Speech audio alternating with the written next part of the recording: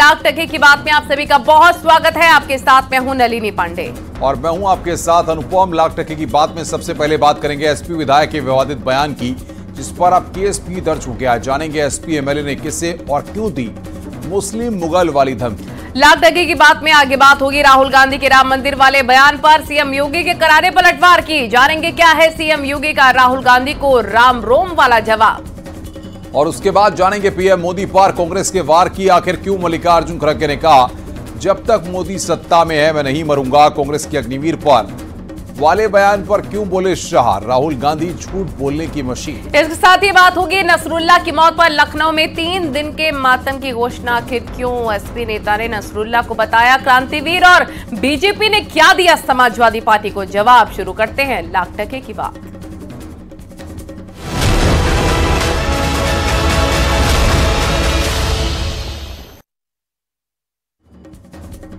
विधायक महबूब अली के विवादित बयान पर सियासी घमासान जारी है।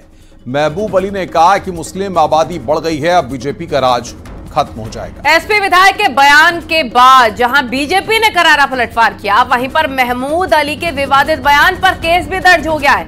महमूद अली और बिजनौर एसपी जिला अध्यक्ष शेख जाकिर हुसैन के खिलाफ केस दर्ज हो गया है। समाजवादी पार्टी के विधायक महबूब अली का विवादित बयान सामने आया है। महबूब अली का कहना है कि मुस्लिम आबादी बढ़ गई है, अब बीजेपी का राज खत्म हो जाए। महबूब अली ने कहा कि मुगलों ने देश में 800 साल राज किया, जब वो नहीं रहे तो तुम क्या रहोगे। हालांकि एसपी विधायक के बयान पर केस भी दर्ज हो गया। इसी पर आपको दिखाते हैं रिपोर्ट।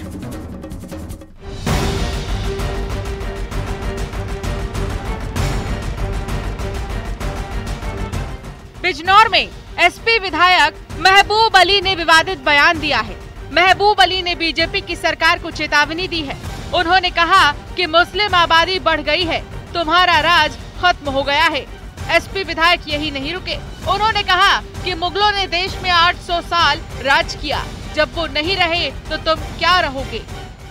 अब तुम्हारा राज खत्म हो जाएगा, आबादी बढ़ रही है मुसलमानों की इतनी, और आगे सत्ता में आ जाएंगे। ये काम तो मुगलों के बस की नहीं, जो 850 साल हुकूमत कर गए हैं, उनकी हैसियत कुछ नहीं हुई।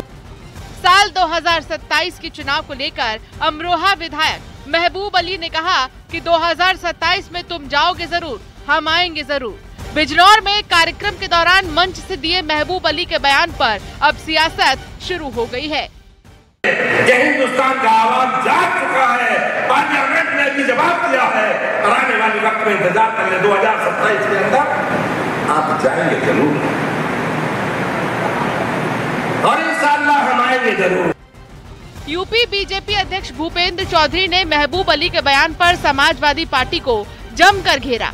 भूपेंद्र चौधरी ने कहा है कि एसपी की विभाजनकारी नीति को मुसलमान समझ चुका है। वहीं योगी सरकार में मंत्री दानिश अंसारी ने समाजवादी पार्टी पर मुसलमानों को वोट बैंक समझने का आरोप लगाया है। उनके चरित्र को समाजवादी पार्टी के जिस प्रकार से धार्मिक आधार पर विभाजन करके, धार्मिक टकराव पैदा करके और एक जाति और एक विशेष धर्म की बात की राजनीति करने वाले लोगों का स्थान उत्तर प्रदेश की में नहीं है, और उत्तर प्रदेश की जनता इस प्रकार के तत्वों को पहचान गई है।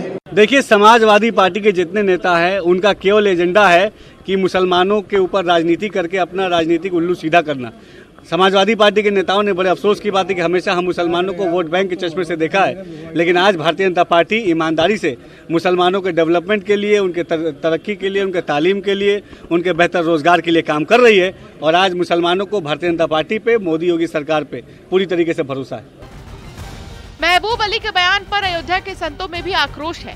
संतों ने महबूब अली पर सामाजिक सौहार्द बिगाड़ने के लिए ऐसी बयानबाजी करने का आरोप लगाया। महबूब अली ने एक सांप्रदायिक घृणा फैलाने वाला बयान दिया है, आपसी सौहार्द बिगाड़ने वाला बयान दिया है, संवैधानिक पद पर बैठे हुए असंवैधानिक बयान दिया है। उन्होंने कहा कि मुस्लिम आबादी बढ़ गई है और बीजेपी को कहा कि तुम्हारा राज खत्म है। इस तरह का बयान जो है आपसी सौहार्द बिगाड़ता है, देश में अशांति पैदा करता है। वहीं वहीं समाजवादी पार्टी के प्रवक्ता जहां महबूब अली के बयान पर समर्थन कर रहे हैं, तो वहीं बीजेपी ने इस पर करारा हमला बोला है। ठीक बात है, महबूब अली साहब ने जो बात कही है कि बदलाव तो होता ही है और इस देश में मुगल 800 साल रहने के बाद नहीं टिक पाए, अंग्रेज 200 साल रहने के बाद नहीं टिक पाए, तो अंग्रेजों की जिनके वैचारिक आकाओं ने मदद की है, जो क्रांतिकारियों के खिलाफ थे, वो भारतीय जनता पार्टी कैसे टिक सकती है? पूरी समाजवादी पार्टी मुगलों से प्रेरणा ले रही है और राष्ट्र विरोधी कृत्य में लगी हुई है, अपराध में लगी हुई है, माफियाओं को बचाने में लगी हुई है। महबूब अली का जो बयान है कि मुस्लिमों की संख्या बढ़ गई है और मुगल 800 साल शासन किए, उससे स्पष्ट है कि समाजवादी पार्टी अब मुस्लिम पार्टी होती जा रही है, जहां केवल मुस्लिम हित सुरक्षित करने की बात हो रही है। एसपी विधायक महबूब अली के बयान पर बीजेपी लगातार हमलावर है। उसने समाजवादी पार्टी को मुगलों से प्रेरणा लेने वाली पार्टी बताया है। वहीं समाजवादी पार्टी लगातार अपने विधायक के बयान का समर्थन कर रही है। अब देखना ये होगा कि आने वाले समय में एसपी विधायक के बयान के सियासी उबाल और कितने तेज होते हैं। न्यूज़ 18 के लिए ब्यूरो रिपोर्ट।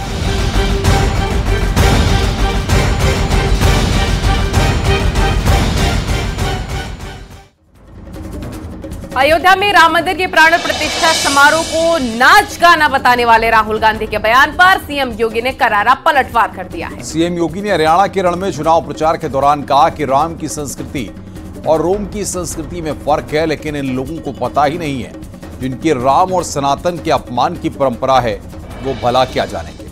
आपको बता दें कि राहुल गांधी के बयान पर सीएम योगी ने पलटवार किया है। राहुल गांधी ने राम मंदिर पर बयान दिया था, प्राण प्रतिष्ठा को नाच गाना बता दिया था।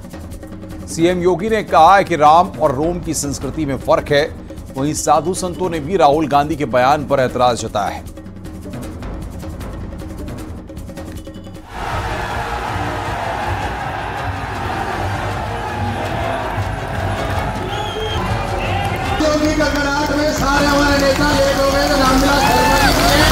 लोकसभा में नेता प्रतिपक्ष और रायबरेली से सांसद राहुल गांधी के राम मंदिर पर दिए बयान पर सियासत जारी है।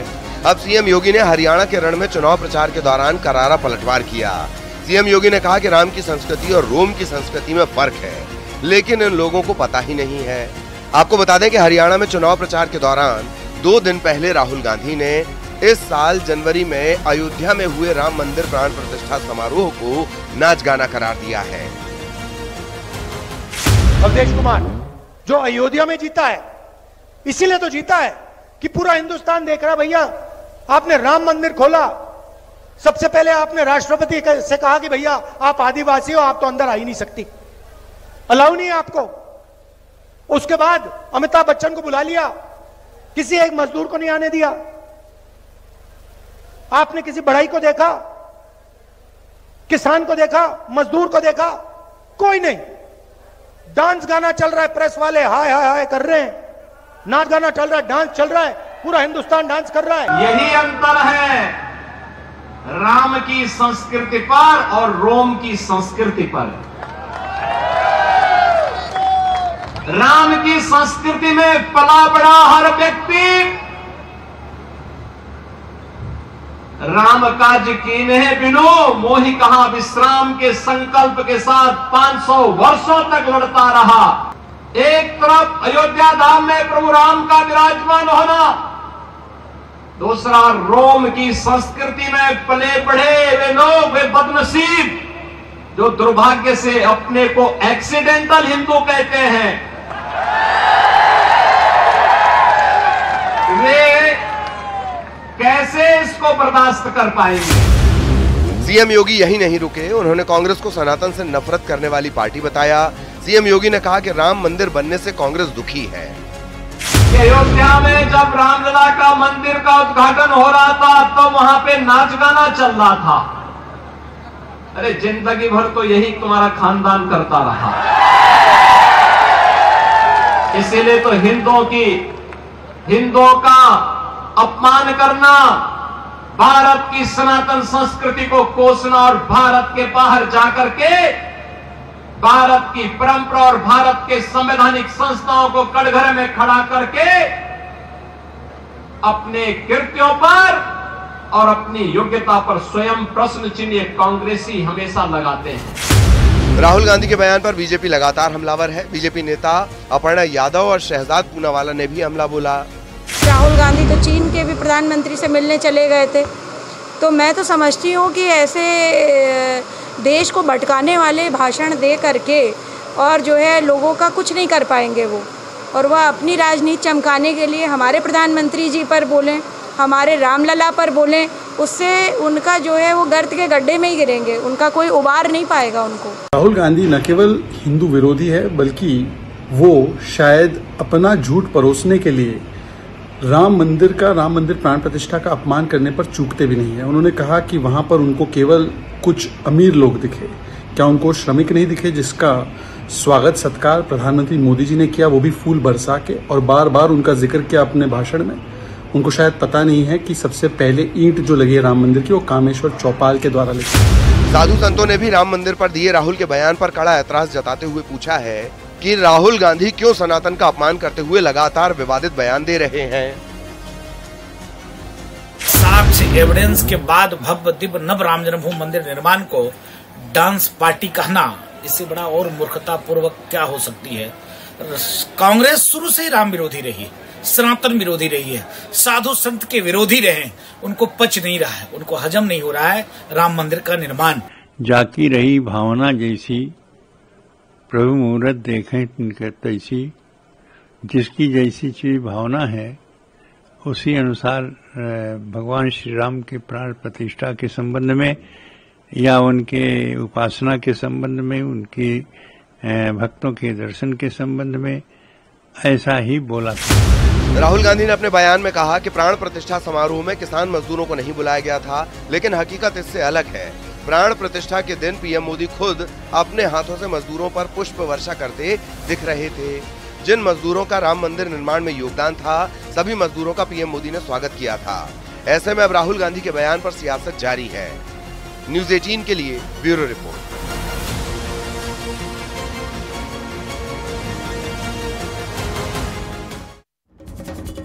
प्रधानमंत्री नरेंद्र मोदी को लेकर कांग्रेस अध्यक्ष मल्लिकार्जुन खड़गे के बयान के बाद से सियासत जारी है। अमित शाह ने अब कांग्रेस पर पलटवार किया है।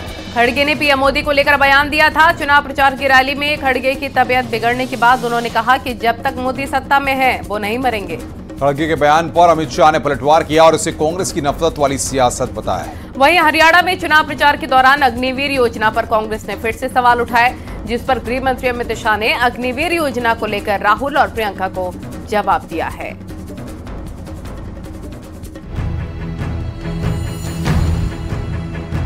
83 इयर्स चल रहे, इतना जल्दी मरने वाला नहीं हूँ। जब तक मोदी को नहीं हटाएंगे तब तक मैं जिंदा ही रहूंगा। पीएम मोदी को लेकर कांग्रेस अध्यक्ष मल्लिकार्जुन खड़गे के दिए बयान पर वार पलटवार जारी है। मल्लिकार्जुन खड़गे ने कहा था कि जब तक मोदी सत्ता में है मैं नहीं मरूंगा। इस पर गृह मंत्री अमित शाह ने कहा कि खड़गे ने पीएम का नाम जबरन घसीटा। ये पीएम मोदी को लेकर कांग्रेस की नफरत है। अमित शाह ने सोशल मीडिया एक्स पर लिखा, कांग्रेस अध्यक्ष मल्लिकार्जुन खड़गे ने अपने भाषण में अपमानजनक व्यवहार करके खुद अपने नेताओं और अपनी पार्टी को पीछे छोड़ दिया। बेवजह पीएम मोदी को अपने निजी स्वास्थ्य के मामले में घसीटते हुए कहा कि वे प्रधानमंत्री मोदी को सत्ता से हटाकर ही दम लेंगे। इससे पता चलता है कि इन कांग्रेसियों में पीएम मोदी को लेकर कितनी नफरत और डर है। वो हर समय उनके बारे में सोचते रहते हैं। अब वो बयान सुन लेते हैं जो कांग्रेस अध्यक्ष मल्लिकार्जुन खड़गे ने पीएम मोदी को लेकर दिया और जिसके बाद सियासत गर्मा गई। स्टेटहुड जरूर देंगे और उसके लिए हम जरूर लड़ेंगे, चाहे कुछ भी हो। मैं ऐसा ही छोड़ने वाला नहीं। अब मेरे को तो 83 इयर्स चल रहे, इतना जल्दी मरने वाला नहीं हूँ। जब तक मोदी को नहीं हटाएंगे तब तक मैं जिंदा ही रहूंगा, आपकी बात सुनूंगा, आपके लिए लड़ूंगा। केंद्रीय मंत्री गिरिराज सिंह ने खड़गे के बयान पर पलटवार करते हुए कहा कि मोदी 100 साल तक रहेंगे। राहुल गांधी तक बूढ़े हो जाएंगे। मोदी लोगों के दिल में राज करते रहेंगे। मुझे लगता है कि खड़गे साहब राहुल गांधी के विरोधी हैं, क्योंकि मोदी जी तो अभी 100 साल बचेंगे और तब तक राहुल गांधी बूढ़े हो जाएंगे, उनको मौका नहीं मिलेगा। खड़गे साहब आप यही चाह रहे हैं। खड़गे के बयान पर दिल्ली की सियासत गर्मा गई है। कांग्रेस और बीजेपी के बीच जुबानी जंग शुरू हो गई है। एक तरफ कांग्रेस विचारधारा की लड़ाई बता रही है, तो दूसरी तरफ बीजेपी कांग्रेस पर नफरत की राजनीति करने का आरोप लगा रही है। तो उनसे नफरत, वो अपने आप को क्या समझते हैं कि वही है सब कुछ, कि उन्हीं से नफरत होगी, उन्हीं से मोहब्बत होगी? नहीं जी, हमें देश से मोहब्बत है, इसलिए चाहते हैं कि आप साइड में हटिए। उन्होंने कल एक बहुत बड़ी बात कह दी। उन्होंने तो ये भी कह दिया कि कांग्रेस आएगी तो आतंकवाद आएगा, भ्रष्टाचार होगा। उन्होंने, अब चूंकि उनका स्वास्थ्य ठीक नहीं है। वहीं अग्निवीर योजना को लेकर भी सियासी संग्राम जारी है। हरियाणा में चुनाव प्रचार के दौरान राहुल गांधी और प्रियंका गांधी वाड्रा ने अग्निवीर योजना को लेकर मोदी सरकार पर हमला बोला। राहुल ने कहा कि अग्निवीर से देशभक्त युवाओं की आकांक्षाएं छीन ली गईं। ये अग्निवीर स्कीम नहीं है, ये गलतफहमी में मत रहिए। ये जवानों की पेंशन चोरी करने का तरीका है, सीधी सी बात है। जो नॉर्मल जवान होता है उसे पेंशन दी जाएगी, पूरी जिंदगी उसे पेंशन दी जाएगी। जिसको अग्निवीर नाम दिया है उसे पेंशन नहीं मिलेगी। नौजवानों के लिए क्या मिला? बेरोजगारी मिली, अग्निवीर जैसी स्कीमें मिली, जिससे आपको बताया गया कि आप सरहद पे भी जाएंगे, शहीद होने को तैयार होंगे, तब भी आपको कुछ नहीं मिलेगा। 4 साल बाद वापस आइए और फिर से बेरोजगारी का आप संघर्ष करिए। हरियाणा की चुनावी रैली में अमित शाह ने राहुल गांधी पर जमकर निशाना साधा। अमित शाह ने राहुल गांधी को झूठ बोलने की फैक्ट्री बता दिया। साथ ही कांग्रेस पर अग्निवीर योजना पर झूठ फैलाने का आरोप लगाया। राहुल बाबा को जानते हो या नहीं जानते हो? वो कह रहे हैं कि अग्निवीरों से हरियाणा के युवा बेकार हो जाएंगे। भाइयों बहनों, भरोसा मत करना, ये झूठ बोलने की फैक्ट्री है, झूठ बोलने की फैक्ट्री है। वो अग्निवीर को समझे ही नहीं है। अग्निवीर हमारी सेना को युवा रखने का कार्यक्रम है। ये राहुल बाबा ये झूठ बोलने का मशीन है। ये राहुल बाबा कहते हैं कि अग्निवीरों को इसलिए योजना लाए हैं कि सरकार उनको पेंशन वाली नौकरी नहीं देना चाहती। हरियाणा के एक एक अग्निवीर को हरियाणा सरकार और भारत सरकार पेंशन वाली नौकरी देने वाली है, पेंशन वाली। सियासी रण में कांग्रेस के मल्लिकार्जुन खड़गे से लेकर राहुल और प्रियंका गांधी तक जहां पीएम मोदी पर लगातार हमलावर हैं, वहीं बीजेपी भी तमाम मुद्दों पर पलटवार कर रही है। चाहे वो कांग्रेस के करप्शन की कहानी हो या अग्निवीर योजना को लेकर कांग्रेस के सवाल। अब देखना यह है कि इस सियासी बयानबाजी का असर चुनावों पर कितना पड़ता है। न्यूज़ 18 के लिए ब्यूरो रिपोर्ट। महाराष्ट्र की शिंदे सरकार ने विधानसभा चुनाव से पहले देसी गायों को लेकर बड़ा फैसला लिया है। सरकार ने ऐलान किया है कि गायों को अब से राज्य माता, गौ माता का दर्जा दिया जाएगा और इसी फैसले पर बीजेपी नेता अपर्णा यादव और मोहसिन रजा की प्रतिक्रिया सामने आ चुकी है। मैं समझती हूँ एक गौ सेवक होने के नाते और जिस कुल से मैं आती हूँ वहाँ पर गायों की बहुत सेवा होती है और आज यह महाराष्ट्र गवर्नमेंट का जो यह डिसीजन है मैं इसको स्वागत योग्य मानती हूँ और मैं यह भी कहना चाहती हूँ कि हमारे उत्तर प्रदेश में भी गायों के लिए बहुत अच्छा कार्य हो रहा है। तो यह सारी चीजों के बारे में पहले जानकारी जो नहीं थी, अब मुझे लगता है विश्व स्तर पर आदरणीय प्रधानमंत्री जी की वजह से इसको जो है सहर्ष जो है स्वीकार्यता मिली है और महाराष्ट्र सरकार ने भी इसको अपनाया है। मैं उनको गाय हमारे देश में सभी जानते हैं कि पूजनीय है और हम गाय माता कहते हैं। सारे हिंदुस्तान के लोग और हमारे खास करके हम मुस्लिम समाज को भी बताना चाहते हैं कि हमारे यहाँ भी प्रॉफिट मोहम्मद ने कहा है कि गाय 4 पैर के जानवरों में सबकी सरदार है, इसका एहतराम करना चाहिए।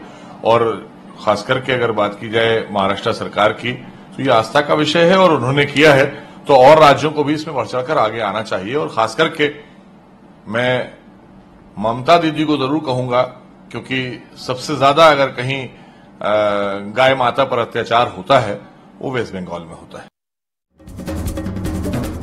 रुक रहे हैं यहां पर एक ब्रेक के लिए। खबरों का सिलसिला लगातार जारी है।